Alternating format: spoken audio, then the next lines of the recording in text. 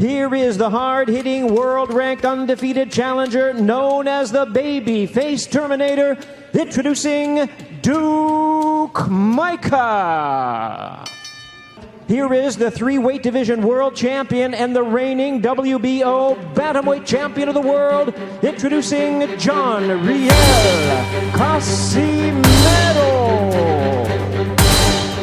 Riel Casimero entered the Mohegan Sun Arena on September 26, 2020 as the reigning WBO Bantamweight World Champion, carrying a seasoned record of 29-4 with 20 knockouts. I always call Naoya Inoue, but Naoya Inoue scared me like Donaire. Fresh off a spectacular third-round stoppage of Zolani Tete to claim the title, Casimero had built a reputation for his explosive power, unpredictable style, and ability to end fights in sudden fashion. Casimero needs to pick his punches, and he can't find the clean shot, and he falls down. The Filipino slugger was riding a wave of confidence and momentum, eager to showcase his knockout artistry on U.S. soil in a high-profile showcase under the Charlo doubleheader. Champ's a fighter, that's all I can say. He's ready to fight anywhere, anytime, against anybody. For Casimero, the Micah fight was not only about defending his belt but also about making a statement that he belonged among the elite names in the bantamweight division, with future unification bouts on the horizon.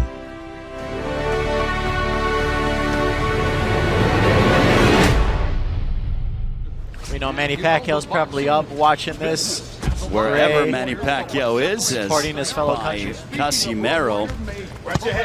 Nice left hook on the inside. This is the biggest fight he's ever had in his career. Casimero's been in these types of fights, been in championship bouts, he normally fights, because a guy like Casimero is such a seasoned veteran, a champion, like you said, in 3 divisions.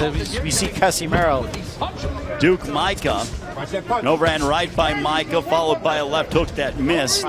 He dodges in and out. Well, he has a very, in terms of his path and his trajectory, he continues to move upwards. Good jab by Micah.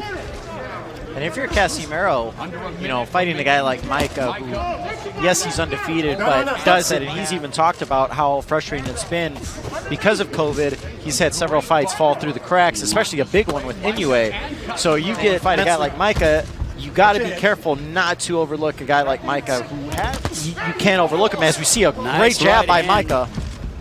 Well, he had a jab and he threw that right hand over it, but back comes Casimero, big right hand. Power. You have to be careful with a guy like that.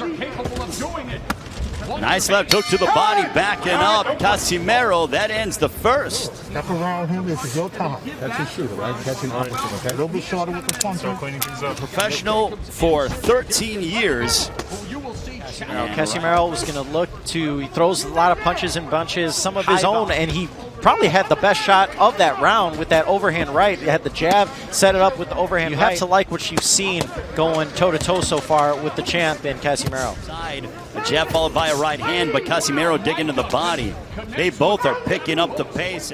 Look at that jab. That jab is just popping so beautifully from Micah, and it's making him think twice when he's coming in. Nice left hook followed by a winging shot. Down goes Micah from Casimero. 4, 5, 6, 7, 8. You all right?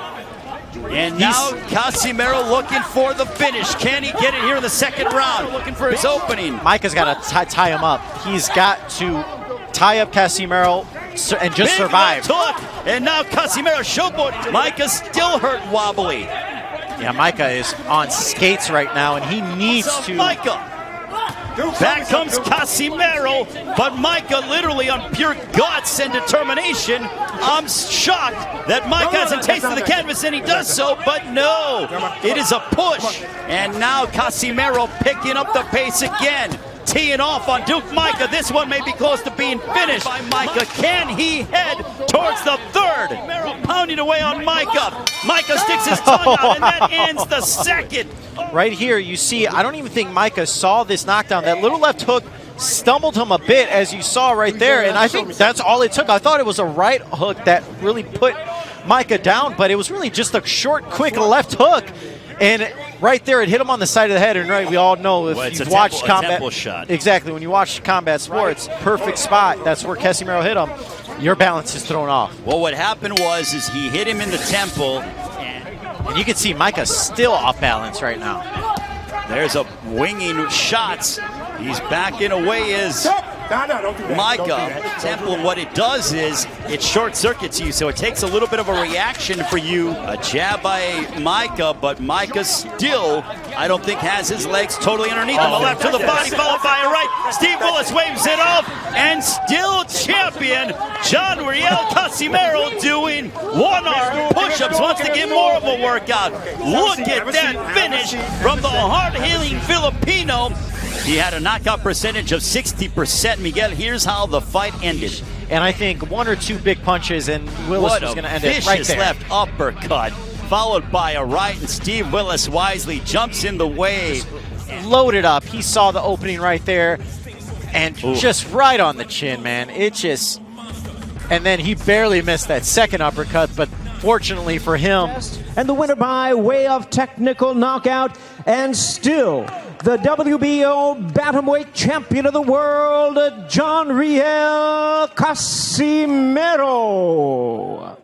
On August 14, 2021, John Riel Casimero defended his WBO Bantamweight World title against two-time Olympic gold medalist Guillermo Rigondeaux in Carson, California.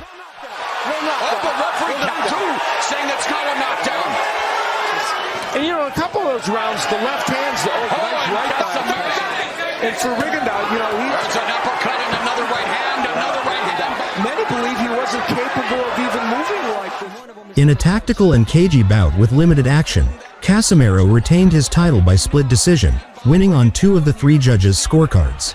Determine who leaves Dignity Health Sports Park, a 118-pound champion. And still champion John Riel, Quadro Alas, Casimero.